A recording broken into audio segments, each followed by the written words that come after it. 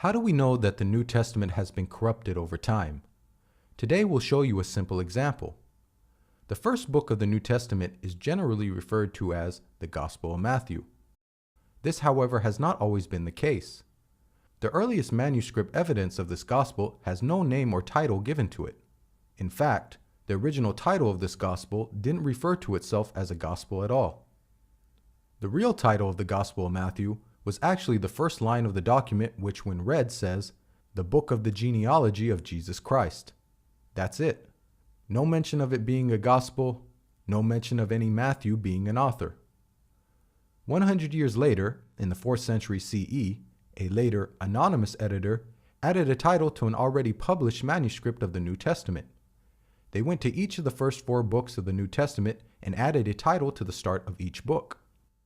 This is when the title, according to Matthew, is historically known to have been used in any published edition of the New Testament as a title for the first gospel.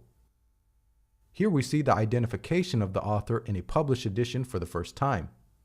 This identification comes roughly 300 years after Christians believe this document was first written. 100 years later, in the 5th century, we see the title being changed again. This time the title reads as the Gospel according to Matthew.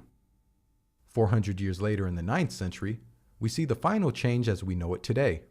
The title for the first book of the New Testament now reads, The Holy Gospel according to Matthew. As we have just seen, in a span of 700 years, the title for the first book of the New Testament has evolved significantly over time.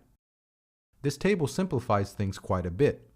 It's gone from having no explicit title and no author to having an author, to then having both an author and being described as a gospel, to then finally being described as a holy gospel by a well-known author.